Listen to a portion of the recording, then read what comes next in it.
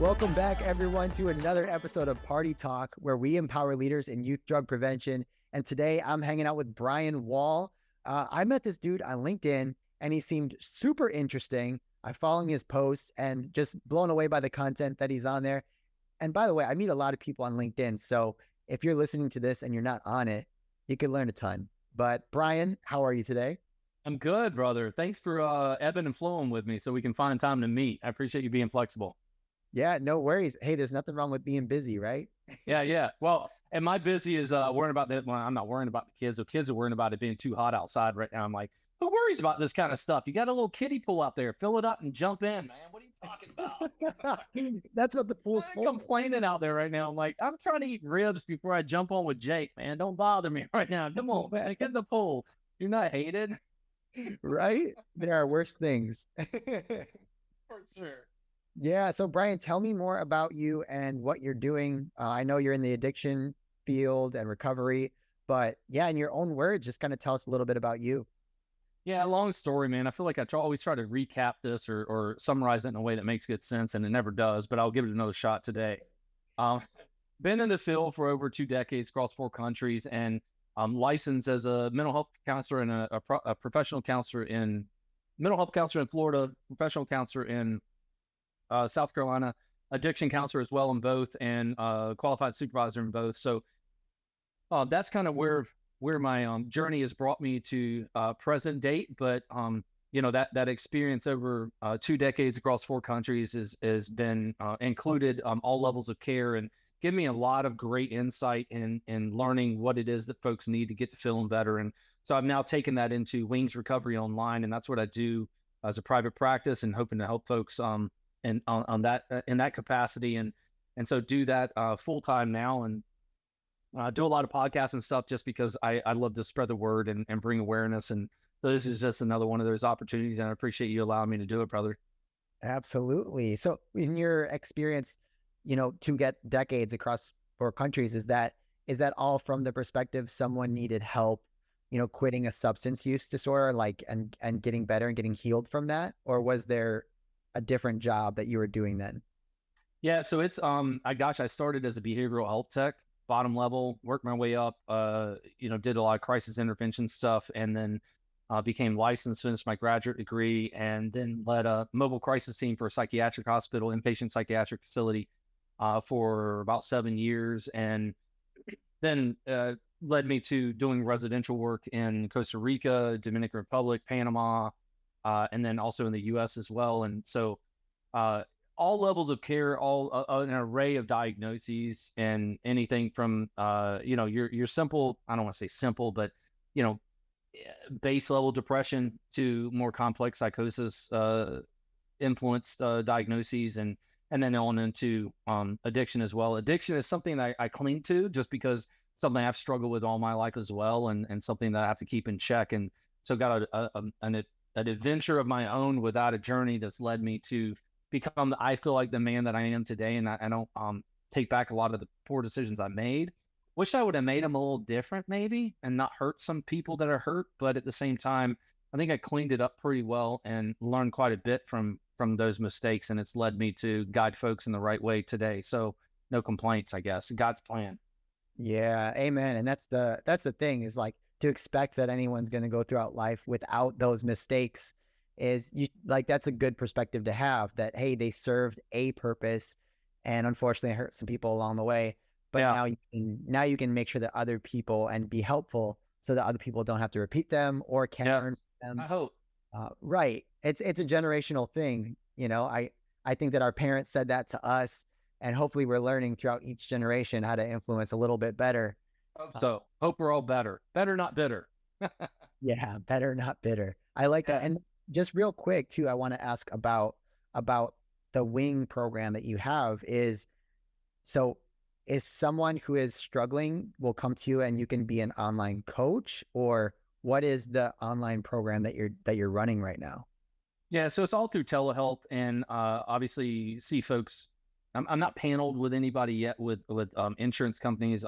I'm honestly one of those guys that kind of, I mean, I think it's great to have insurance and all that. I have insurance. I think there's benefits to it, but there's a lot of in my opinion, really ridiculous requirements that they that they demand Right. to get reimbursed by them, and a lot of times it's not the same reimbursement that I get from private practice. So I'm hesitant to get credentialed in some areas. I'm still toying with that because I've honestly been praying about it, trying Mhm. to figure out what God's plan is for that. I don't know where I'm at with that right yet, but I do think that there's a lot of rigmarole and a bureaucracy that I'm not so much in agreement upon because it hinders the process to actually care for people, in my opinion. And so that's for me. But Yeah. the wings away is what I call it, and it's an opportunity to join my tribe. It's me bringing folks into my family system and taking care of them as such, and it's more addiction related and specific to teens and young adults. I think that's where my gift is mostly.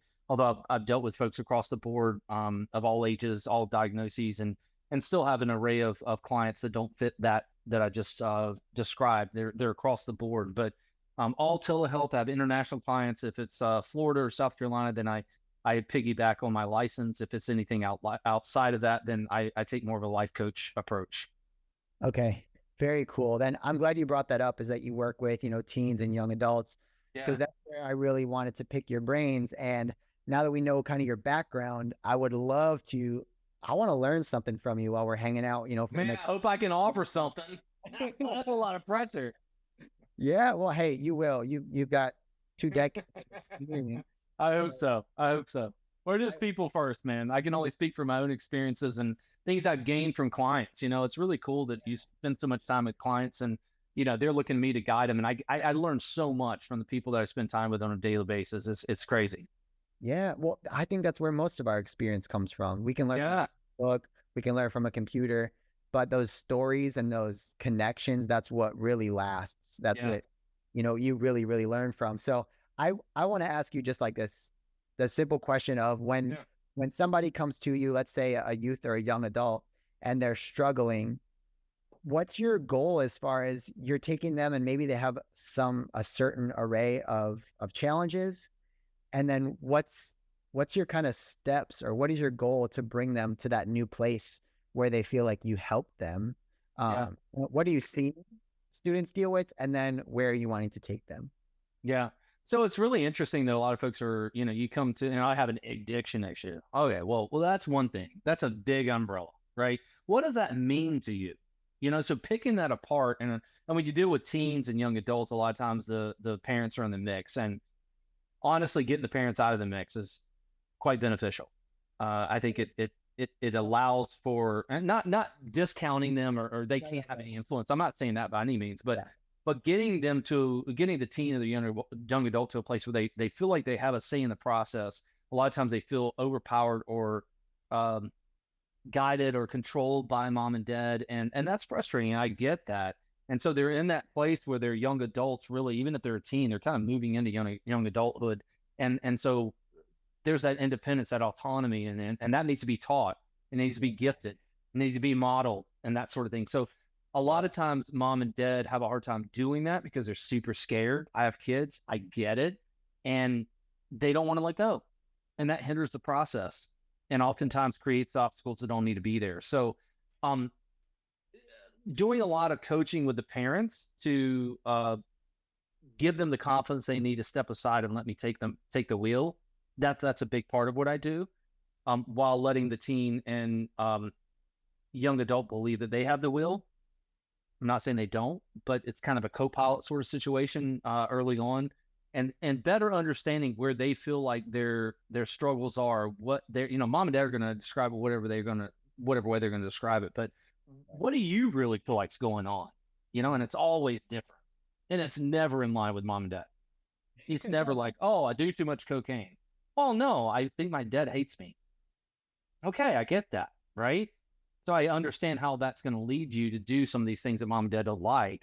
Well, let's look at the core stuff and let's start picking that apart and see where that takes us. And so I try to get to know the client. I try to work a lot on strengths. I know we've heard that a lot, but it works. I think it makes sense. We focus on the positives, not the negatives, and work on those strengths and use those to um, dig a hole in the right direction. And they've been digging a hole in the wrong direction for a long time. So getting that momentum turned back the other way and using that to better understand themselves, understand their core beliefs, their values, and how that can play to getting them going in the right direction, of authenticity and who am I really? And that's really what they're trying to figure out when they're this age, right? So, um, and it's scary. And so that's really kind of the wings way, I think, is just um walking them through that process. And there's a number of different ways I do that. It just depends on the individual and their struggles and what the family system makeup is, et cetera. But using all that in a way to uh get them back on the right track, if that makes sense. Okay. No, it definitely does. And I think of, the people who will listen to this is it's that school counselor, that principal, or somebody who is social worker and the person from the coalition who's going into schools and they're saying, hey, we have a problem where students are vaping and using THC and all these things. And so it's probably scary for those people to say, all right, now I've got to take away from my expertise and now I got to become a counselor or a student in crisis and I need to help them. Is you're kind of doing that too, though, is like Yeah, there's a student in crisis and their parents are telling you one thing because they think they're in crisis too, and they kind of are. right. But you have, two entities here and you're like, hey, we need to focus on the student, figure out what your perspective is because there's legitimate reasons why you're using. And I'm curious if there's any tips or anything that you've learned to help to help the student feel safe around you, like they can open up and share those things with you. Like, how do you do that? Man, I think a lot of it is the fact that I'm kind of a doofus. Okay. I'm just a real dude. I've been through a lot of stuff. I was a cocaine addict for 7 years, crack, the whole nine. Was seeing folks in individual counseling while I was jacked up on crack. I mean, it's like I've been there, the darkest of the dark. You know, I'm a mess. I've just gotten to the point where I covered up a little better than I used to. That's blanketed. I'm healed. I'm healed, and I'm better. I'm trying to be funny, but I mean, I've been through a lot of stuff, and I think that it gets to a place where when I introduce myself, and I usually, if I'm talking to teens, I wear my earrings, and I don't know, that means something to teens for some reason, whatever. It works. Costume jewelry, I'll take it. Whatever works is what I'm into. So, um, after I introduce and I kind of tell my story a little bit, I think it just softens the room up, and I think part of it is just rapport building, and some of that is what you can learn, and some of it's God given, And I think there's a God given gift there for me. I don't flaunt it. It's just the way God wired me, and I use it for good, not evil. But I want to help people. I want to get them to feel comfortable around me, and I want to get to talking to stuff that matters, having real conversations about real stuff, and that's kind of what I do. I just kind of play Brian. It's a Brian role, I just kind of do me, and if there's something in the room that doesn't feel right or sound right, then I call it out. Like, hey, you feel uncomfortable around me? Like, what's so uncomfortable? You want to get out of here? You want to go for a walk? You want to like what are you after? If I'm doing in person, if you're doing telehealth stuff, then it's just kind of a different conversation. And I've learned to make that work for me in the favor of the client. Okay. Very cool. So what I'm hearing that's maybe even helpful for me is if I'm in that situation, I mean, number one, it's just being authentically who you are, showing up, and then also just not to come from that place of, oh, hey, I'm here to help you. You're almost you're practicing humility. You're taking yourself, Yes. hey, I'm the doctor, or I'm the counselor, to, hey, I'm just like you. Let's Yeah. hang out and chat. And it takes the edge off of the student, which you kind of, like you said, you kind of do it naturally because that's who you are. Yeah. Some of that stuff, even if you're not naturally that way, it could be a conscious choice to say, all right, I'm not going to wear the tie and the belt and the fancy shoes today. Yes. Like, I'm Yes. going to wear the regular shoes when I go in and meet with Dude, just show up and meet people where they're at. It's like I go out of my way. The hardest thing I do is not playing counselor. Yeah. That takes up a lot of my time, like just not being who I've been hired to be. It's really interesting, but it's like I try not to be in the room, honestly. I'm a Christian, and I do a lot of praying through a lot of sessions, and it's just kind of like, God, let me not be in the room. Like, just be there and get this person to open up and meet them where they're at, let them feel comfortable and see your face, hear your voice, feel your touch. I don't care what they term that as, but just let them feel comfortable in this space and allow me to do the work that you called me to do. Yeah. That's incredible. Honestly, I mean, being a Christian myself, I've had moments where I went into meetings with students and I had to do it. They knew they had to do it. And it was super awkward. And I just had to like pray quick. So like, this is not going to go well. Right. And then it turned into this magnificent moment where like I actually heard a year later that student saying, I was, I was going to commit suicide, and our time spending time together, praying together, me getting to share with you, like I didn't do it. And I'm so thankful. Yes. Yes. Life is different. And so Yes. I can attest to you, I mean, even if you're not a Christian, the evidence in faith in prevention and addiction, you can't argue with the numbers and how impactful it is. And Yeah. so I try to help people like at least be open to it. Yeah, amen. I remember there's so many times I used to work with Federal Bureau of Prisons and Department of Corrections in a couple states, and it's really interesting. I can't tell you how many times I've met with folks that just after conviction and sentencing, et cetera, and sometimes big sentence, sometimes small, and it's like most of the time, one of the icebreakers that I tended to use was like, man, this sucks. You screwed up, bro. You screwed up big, right? I mean, like, are you scared out of your mind right now or what? Like, dude, you screwed up. Wow. Good news is I'm your best ticket out. All right. So check this out. You pair with me. Let's do this together. We're going to journey together. I'm not going to leave you. I'm not going to forsake you. That sounds religious, doesn't it? Okay. Be careful. I do these little jokes here and there, but it's like, hey, man, look, we're going to do this together. We're going to figure this out. You landed here for a reason. We got matched up for a reason. I'm good at what I do. Let's just do it together. Let's journey together. We're co-pilots here. Let's make this happen. Let's get you through this. Learn something from it so it doesn't happen again and see where it takes us. Okay? Frustrated or not, let's just do this together and agree that we're going to be on the same island together. Deal? Can we just do this? Can't get around it, right? So let's just do it. Wow. Here we go. That's cool. Hey, and right. Honestly, I would probably write that down as my, like, all right, those are the steps. Like, I need to just call it out, what's happening in the room, even if it sounds crazy. And I love, just have the confidence, have the goofiness, like you just shared. Like, you're kind of goofy, you're making fun of yourself, you're talking about the situation. Like, let's just point it out. That is stuff. Yeah. It's almost like, so in speaking, the same stuff happens when I do assemblies. Is I'm not dressing up to impress anybody. I'm going to humiliate myself, take myself down a peg. I don't need to be the smart speaker. I'm going to share something humiliating. And then same thing is like, I'm going to pop the bubble of what they expect to happen in this presentation. And that lets everybody breathe out. Yeah. All right. We're just in this together. Let's have some fun. Yes. Be here in the room for the next 45 minutes. Why don't we just have a good time? Yeah. And we're all human. We're all screw ups. If you haven't screwed up yet, it's coming. Trust me. It's like, I screwed up last night. Okay, I'm the target today. Okay, whatever. But trust me, your day's coming because we're all imperfect by nature. It just is what it is, So how do we use that as a strength? How do we play into that and make it work in our favor? That's what I'm after. Okay, very cool. And how do you? I'll ask you one more question before we got to head up. But what's something you're learning right now that you're excited about, or maybe that you're sharing with people that kind of lights you up, or you'd just be pumped to share with us? Yeah, I love ice plunge stuff. I'm an ice plunge guy. I love that kind of concept. It boosts your feel-good chemical, serotonin and dopamine by 250% up to 3 hours residual after the use, whether it be in the shower or full plunge in a tub.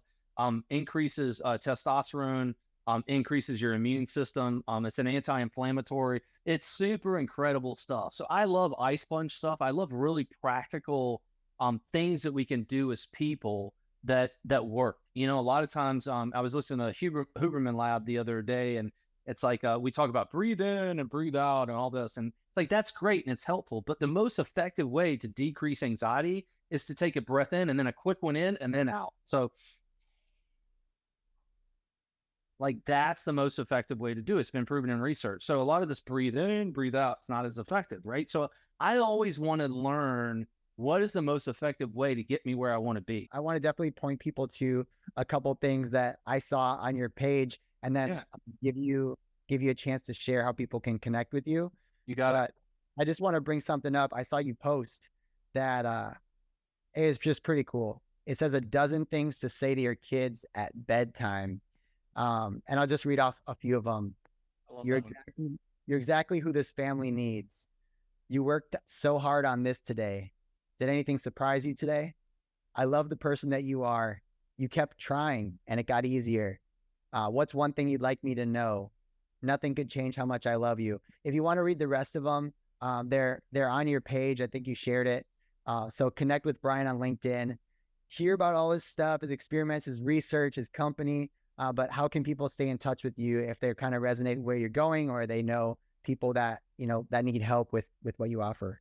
Yeah, absolutely. So I'm super active on LinkedIn. I'm taking a week off right now. Um, a social media break. I felt like I needed that. I was getting too caught up in things. It's starting to clutter my mind, honestly, bro. So I was just like, dude, I could take a week off, you know. We got a marketing guy and he's just like, all right, it's fine. You can take a week off, you know. So I took a week off. And it's been great. I've been trying to stay off of social media this week and just kind of clear my mind and kind of recenter myself. But I do a lot of stuff on LinkedIn. You can find me there, Brian K. Wall. Do a trilogy series, Mental Health Monday, Wellness Wednesday, and Phoenix Friday for addiction. Also active on Instagram at wings_recovery, Wings Recovery Online. Also the same on Facebook, but you can find me on Facebook at Brian Wall. If you want to reach me directly via email, you're welcome to do so at wallbehavioralhealth@gmail.com. All right, that's great. Hey, thanks for the conversation. This was awesome for me. I hope that you had a good time and got to share what you needed. Rock and roll, man. Thanks for having me, Jake. You take care, brother. Have a good weekend. Yeah, you too. Thanks to Brian Wall for being on the show. I hope you enjoyed it, and be empowered. Do great work this week, and we'll see you next time, next Monday for another episode. If you haven't already, subscribe to the show, leave us a note, and let us know who you want.